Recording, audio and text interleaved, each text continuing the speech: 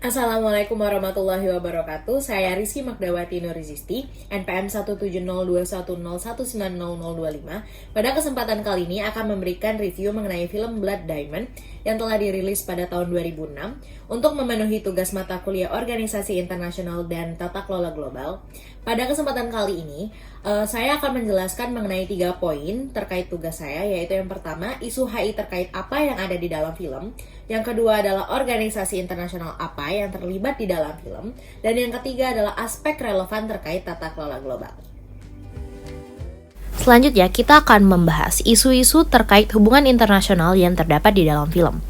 Blood Diamond merupakan sebuah film dengan latar belakang Diamond Conflict atau konflik berlian yang terdapat di Sierra Leone. Pada awal film, diperlihatkan bahwa tokoh utama bernama Solomon Fandi dan anaknya Dia Fandi yang hendak pulang ke desa mereka bertemu dengan sebuah kelompok pemberontak yang dikenal dengan RUF atau Revolutionary United Front. RUF ini telah menguasai tambang berlian milik negara mereka yang kemudian digunakan untuk membeli senjata perang dan untuk memperoleh keuntungan sebesar-besarnya. Mindset masyarakat pada masa itu bahwa berlian merupakan benda dengan harga jual yang sangat tinggi mendorong keinginan masyarakat untuk memperoleh keuntungan sebesar-besarnya dengan cara apapun. Maka dari itu, mereka tidak takut untuk menghilangkan nyawa orang lain demi mendapatkan keuntungan yang besar tersebut.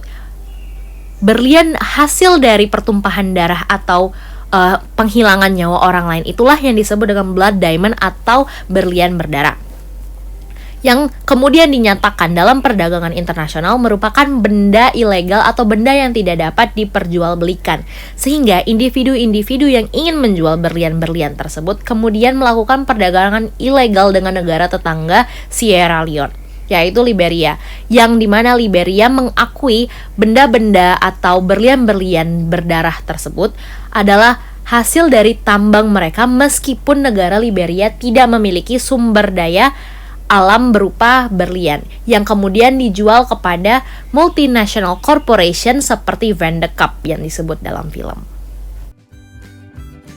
Selanjutnya, kita akan membahas mengenai organisasi internasional yang terlibat di dalam film Blood Diamond. Salah satu yang telah disebutkan di dalam cuplikan berikut ini adalah Global Witness, yang merupakan sebuah international NGO yang menyelesaikan masalah-masalah mengenai sengketa eksploitasi sumber daya alam, konflik, kemiskinan, korupsi, dan pelanggaran hak asasi manusia di seluruh dunia. Must act to prohibit the direct or indirect import of all rough diamonds from conflict zones. Organisasi yang kedua adalah UNHCR atau United Nations High Commissioner for Refugees yang mengurusi status pengungsian akibat dari konflik berlian yang menyebabkan banyaknya masyarakat yang kehilangan sanak saudaranya. Organisasi yang terakhir adalah WFP atau World Food Program yang merupakan sebuah program pangan dunia akibat adanya penurunan produksi pangan yang diakibatkan oleh konflik berlian yang secara terus-menerus berlangsung sehingga masyarakat kekurangan bahan pangan. Kemudian, pihak yang terakhir terlibat adalah sebuah multinational corporation yaitu Vandecup yang merupakan sebuah perusahaan multinasional di bidang berlian yang kemudian membeli berlian-berlian berdarah tersebut dengan harga yang lebih murah dan nantinya akan dijual dengan harga yang lebih tinggi dalam pasaran internasional.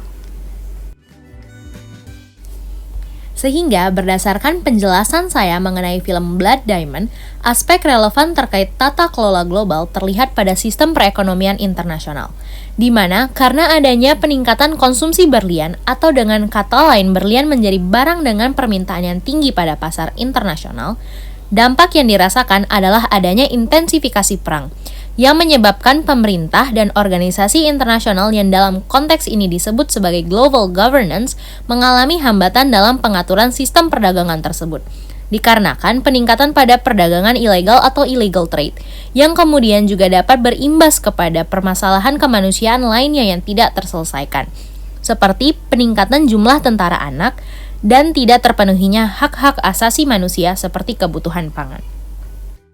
Sekian penjelasan yang dapat saya berikan mengenai film Blood Diamond. Semoga informasi yang saya berikan dapat membantu siapapun yang mendengarkan. Terima kasih.